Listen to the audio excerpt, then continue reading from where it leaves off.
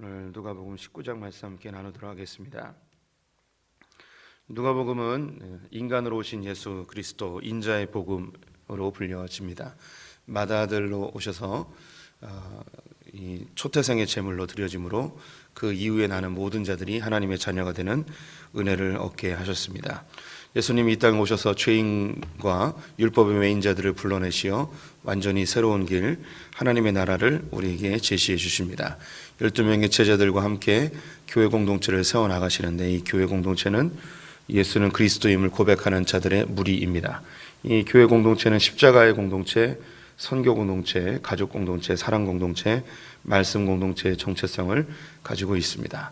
이 교회 공동체는 아벨의 때부터 요한에 오기 전 사가랴 때까지 끊임없이 공격을 당해왔습니다. 그 가장 중요한 공격의 방법은 외식과 탐심입니다. 구약에서는 불순종과 우상숭배로 드러나게 되어 있습니다. 그래서 우리가 교회 생활하면서 가장 쉽게 공격당하는 영역이 바로 이 외식과 탐심입니다. 우리의 종교적인 행위를 가지고 겉으로는 종교적인 모습은 있지만 속으로 하나님의 말씀을 따르지 아니하는 불순종, 또 우리의 종교적인 행위로 하나님을 조종하여 나의 욕심을 채우려 하는 우상숭배, 탐심이 우리를 가장 쉽게 공격하는 요소이죠. 이것을 없애기 위해서는 우리의 삶의 비판과 기대를 반드시 제거해야 됨을 말씀을 드렸습니다. 이 비판과 기대를 제거하는 것은 자기 부인이라고 할 수 있고요, 십자가라고도 이야기할 수 있습니다. 또 다른 언어로 어린아이와 같은 신앙이라고 이야기할 수도 있겠습니다. 이 하나님의 나라는 반드시 관계 속에서 일어나게 되어 있습니다. 그래서 우리 성도들이 천국이 여기 있다 저기 있다 하지 않고 우리 마음속에 있음을 우리는 이미 성경 구절을 통해서 알고 있습니다. 그래서 이 하나님 나라가 관계 속에서 우리 안에 이제 만들어지게 되어 있습니다. 그래서 여기서 우리 안에, 우리 공동체 안에, 또 우리 관계 속에서 하나님 나라가 일어나야 됨을 꼭 기억해 주셔야 됩니다. 그래서 하나님 나라는 일에 있지 않습니다. 하나님 나라는 관계 속에서 반드시 이루어집니다. 그래서 이 관계에서 하나님 나라를 이루기 위해서는 비판과 기대를 반드시 없애셔야 됩니다. 그래야만 하나님 나라를 누릴 수 있게 되는 것이죠. 그래서 이 하나님 나라를 누린다는 것, 제가 이건 퍼센테이지로 이해하면 쉽다고 말씀드렸습니다. 그래서 부부 관계 속에서 어떤 부부는 그 관계 속에 30% 하나님 나라를 누리는 사람이 있고 60% 누리는 사람이 있고 어떤 사람은 100% 충만하게 누리는 사람이 있습니다. 그래서 우리 성도님들이 100%의 하나님 나라를 누리기를 바라는데요, 제가 예를 들어 보겠습니다. 제 이야기라는 게 더 쉽게 이해가 되리라고 생각이 드는데요, 저도 계속해서 이 부부관계 속에서 하나님 나라를 만들어가기 위해 애를 쓰고 있는데, 아내와 저는 성향이 매우 다릅니다. 아내는 굉장히 털털합니다. 그래서 잘 치우지도 않습니다. 예. 네. 그냥 농담으로 듣지 마십시오. 진짜 잘 안 치웁니다. 예. 저는 굉장히 깔끔한 성격입니다. 어머니는 거의 결벽증 환자입니다. 어머니 영향을 받아서, 그래서 제가 집에 들어가면 화가 날 때가 많이 있습니다. 지저분해져 있는 집안, 정리되어지지 않은 상황들을 보면 막 화가 날 때가 있습니다. 그러면 제 안에 비판이 막 끌어오릅니다. 아내에 대한 분노가 막 일어나죠. 왜 이걸 안 치웠나, 집구석에서 뭐 하고 있나, 이런 비판이 끌어오릅니다. 이 비판의 마음을 제가 이제 누르면서 얘기를 안 하려고 하죠. 그럼 그 다음에 이제 제가 취할 수 있는 행동이 뭐냐면, 내가 설거지를 하면 아내는 여기에 감동을 받고 집안을 정리하겠지라는 생각, 이게 기대예요, 기대. 예, 이게 기대입니다. 그러면 제가 지금까지 어떻게 행동했냐면 설거지를 했습니다. 근데 아내가 아무 반응을 하지 않습니다. 그러면 그때 어떻게 되면 또다시 기대가 무너지면서 분노가 차오르죠. 비판이 막 끌어오릅니다. 예. 여기서 이제 만약에 제가 설거지를 했는데 아내가 변화되어서 청소를 했다고 치면 이게 저의 의의가 됩니다. 그러면서 사람들에게 이렇게 이야기하죠. 비슷한 상황에 놓여 있는 사람들에게, 이럴 때 아내를 바꾸려면 남편이 먼저 이런 솔선수범을 해보라고. 설거지를 하면 아내가 감동을 받아서 청소를 할 거라고. 이게 규칙이 돼 버립니다. 그럼 이게 율법이 되는 거예요. 아내를 바꾸기 위해서는 남편이 설거지를 해야 되는구나. 이게 율법이 됩니다. 그래서 사람들에게 이걸 가르쳐요. 자기 의가 되는 거죠. 근데 방금 전에 이야기한 것처럼 제가 설거지를 했는데 아내가 아무것도 안 했으면 제 기대가 무너지면서 여기는 또 분노가 일어나고 싸움이 됩니다. 그래서 제가 깨버린 그릇이 몇 개가 됩니다. 과격하게 설거지를 하면서 내던지지 못하고 자연스럽게 깨지게 되죠. 의도하는 거예요. 이게 이제 저의 모습인 거죠. 근데 여기서 이제 하나님 나라는 없어요. 저는 분명히 선행을 했습니다. 저는 분명히 청소도 했고 설거지도 했고 빨래도 했습니다. 근데 그 마음속에 하나님 나라는 없습니다. 제가 이런 선행을 함으로 내 아내가 바뀌어질 것이라는 기대를 가지고 선행을 한 거죠. 하나님 나라는 여기에 절대 임하지 않습니다. 이런 곳에는 하나님 나라 절대 임하지 않습니다. 그러면 어떻게 하면 하나님 나라가 임하는가? 관계에 집중하는 거예요. 내가 이 설거지를 함으로 아내가 기뻐할 것에 집중하는 거예요. 관계에 집중하는 거죠. 이 관계를 집중하다 보면 어디로 흘러가게 되냐면 기쁨으로 자연스럽게 흘러갑니다. 그래서 우리의 삶의 궁극적 지향성이 어디에 있냐면 기쁨에 있게 되는 거예요. 그냥 기쁘기 때문에 하는 거예요. 내가 이 설거지를 함으로 아내가 기뻐할 것, 내가 이 설거지를 함으로 우리 가정이 기뻐할 것, 이 기쁨, 관계 속에 있는 기쁨에 집중하는 것. 제가 이렇게 말을 하고 있는데 저도 하나님 나라가 무너질 때가 많이 있습니다. 근데 계속 연습하고 있는 거죠. 자녀와의 관계 속에서도 마찬가지입니다. 자녀가 내 눈에 들지 않는 행동을 할 때가 있어요. 올바르지 않은 태도를 보일 때도 있죠. 그때 우리는 아비, 어미로서의 권세로 분명히 권면할 수 있습니다. 비판할 수도 있고요. 또 그 아이에 대해서 정죄하며 바른 길로 가게 할 수도 있어요. 징계권이 부모님들에게 있거든요. 그런데 부모님들 중에 이런 방법을 쓸 때가 있어요. 자녀에게 맛있는 걸 사주면 이 아이가 감동해서 행동을 바꾸겠지. 이 아이에게 내가 선물을 주면 아이가 바뀌겠지. 뭐 이런 생각을 할 때가 있습니다. 여기에 뭐가 침입해 들어오냐면 기대라는 게 침입해 들어옵니다. 그래서 이게 그 사이에 이 하나님 나라가 형성이 되지 않아요. 이게 잘 되면은 이게 또 자기 의가 됩니다. 다른 부모님들이 자녀와의 관계가 좋지 않으면 이렇게 해봐. 그러면 아이가 이렇게 바뀔 거야. 계산을 해버리는 거죠. 반대로 내가 이렇게 했는데 네가 왜 이렇게 안 바뀌어? 내가 이 정도 했으면 너는 이렇게 해야 되는 거 아니야? 하면서 이 기대가 무너질 때 더 큰 이 비판이 드러나게 되죠. 하나님 나라가 사라져요. 그래서 이 자녀와의 관계 속에서도 이 기대를 제거해버리고 관계에 집중하고 기쁨에 집중하면 아이와 같이 밥 먹는 것, 아이를 바꾸는 게 아니고 그냥 그 기대를 빼버리고 기쁨에 집중하는 거예요. 관계에 집중하는 거죠. 식당이나 가게를 운영하시는 분에게도 이것이 적용이 됩니다. 재료를 속이지 않는 거죠. 그리고 저울을 속이지 않는 거예요. 이것은 하나님과의 관계입니다. 이것을 의라고도 하죠. 정의라고도 합니다. 하나님과의 관계 속에서 하나님 관계를 깨지 않는 거예요. 관계에 집중하는 거죠. 내가 이 재료를 조금 나쁜 거 쓰고 저울을 속여서 내가 돈을 더 많이 취해야겠다는 이런 계산을 없애고 하나님 앞에서 정직하게 하나님과의 관계, 이 관계에 내가 정직하게 행함으로 하나님이 기뻐하실 것에 대해서 집중하는 거죠. 또 고객을 대할 때, 손님을 대할 때에 이 사람을 돈으로 보지 아니하고 계산적인 마음으로 하지 않고 관계에 집중하는 거죠. 맛있는 음식을 제공함으로 그 사람이 기뻐하는 것을 즐기는 거예요. 정직한 저울을 사용함으로 그 사람이 과의 이 신뢰를 집중하는 거죠. 관계를 집중하는 것. 여기에 하나님 나라가 있습니다. 하나님 나라는 멀리 있지 않습니다. 여기 있다 저기 있다가 아닙니다. 일에 있지 아니하고 이적에 있지도 않습니다.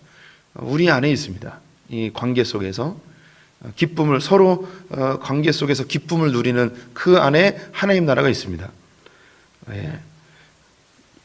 이 밭에 감추어진 보화를 캐내는 분들은 하나님 나라를 마음껏 누릴 수 있습니다. 하나님 나라는 어마어마합니다. 우리 성도님들이 이 부분을 눈빛들이 이미 다 깨달은 건데 왜 이렇게 열심히 벌써 10분 동안 왜 그런 이야기를 하십니까? 그런 눈빛들이신데 그렇습니다. 성도님 이미 다 깨닫고 있는 바로 그것. 하나님 나라는 관계 속에서 이 기쁨을 누리는 것 여기 있습니다. 기쁨.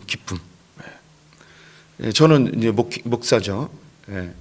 제가 목회를 하면서 아무것도 기대하면 안 됩니다. 그럼 제가 여기서 이제 그 누리는 건 뭐냐면 우리 성도님들과 함께 기뻐하면 되는 거예요. 우리 성도님들과의 관계 속에서 즐거우면 되는 거죠. 제 기쁨에 집중하는 거예요. 근데 제가 이 목회를 하면서 성도들이 많아질 것 혹은 부흥해서 유명해질 것 이것으로 인해서 내게 얻어지는 그런 물질적인 혜택들을 기대하면 이때부터 하나님 나라는 사라져 버리게 됩니다.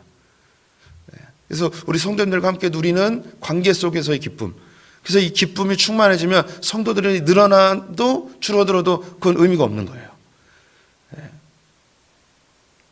제가 우리 성도님들에게 목회를 하면서 성도님들이 몸이 불편하면 제 병원에 신방을 가거나 성도님들을 위로하거나 하게 됐을 때 여기에 이 목회적인 그 방법론이 들어오면 여기서부터 하나님 나라는 사라집니다. 내가 이렇게 신방을 하고 이렇게 위로해드리고 이렇게 상담을 하면 이분들이 감동을 받아서 교회를 안 떠나겠지. 성도를 붙잡기 위한, 성도를 교회에 떠나지 않게 하기 위한 방법론적인 신방을 생각하면 이때부터는 하나님 나라는 사라지죠. 내 아버지가, 내 어머니가, 내 형제가, 내 동생이 병원에 입원했으면 그냥 가는 거예요. 관계 때문에 가는 거죠. 그 안에 하나님 나라가 있는 거예요. 내 그 형제가 울고 내 자녀가 울고 있으면 같이 울어주는 거죠. 그냥 관계예요, 관계. 내 형제가 웃고 있으면 같이 기뻐해주고 같이 좋아해주는 것. 이게 이제 관계입니다. 여기에 하나님 나라가 있는 것이죠. 본문은 얘기 안 하고 이것만 계속 이야기하네요. 오늘 삭개오가 등장합니다. 이 삭개오는 어제 보았던 부자 관리와 반대되어지는 이미지입니다. 부자 관리는 돈이 많고 높은 지위에 있고 율법적으로 훌륭했습니다. 그런데 그는 예수님께서 너의 것을 팔아서 가난한 자에게 나눠주고 나를 따르라 했을 때 근심하며 돌아갔습니다. 하지만 반대로 여리고에 있었던 이 삭개오는 부자 맞습니다. 그리고 세리장이었기 때문에 사회적인 지위도 있었습니다. 근데 이 사람에겐 율법적인 종교적인 의로움은 전혀 없었습니다. 죄인이죠. 죄인 중에 괴수이죠. 그런데 그가 예수 그리스도를 만났을 때에 자기의 것을 절반을 팔아서 가난한 자들에게 나눠주고 토색한 것은 4배로 갚아준다는 이야기를 하게 됩니다. 이 삭개오가 바뀔 수 있었던 것은 예수님께서 18장 27절에 무릇 사람으로는 할 수 없지만 하나님은 할 수 있다. 즉 십자가를 경험하고 예수를 경험하였더니 사람이 바뀌어버렸습니다. 예수님과의 인격적인 관계가 형성되어지자 그는 자기의 것을 파는 것을 전혀 아까워하지 않았습니다. 자기의 물질을 팔아서 사람과의 관계의 기쁨을 누리게 되어지죠. 그러게 되자 그는 하나님 나라를 실제로 누리게 됩니다. 그래서 네가 이제 아브라함의 자손이 되었다라고 하나님의 나라에 권속이 되어지는 하나님 나라를 누리는 축복을 얻게 되어집니다. 그 뒤에 나오는 비유는 열문화의 비유입니다. 한 귀인이 왕위를 얻기 위하여서 먼 나라로 가며 종 10명에게 한 문화씩을 나눠줬습니다. 한 문화는 100 드라크마입니다. 1드라크마가 하루치 1당이니까 100일치 1당인 거죠. 우리나라 돈으로 하면 한 2천만 원에서 3천만 원쯤 한다고 할 수 있을까요?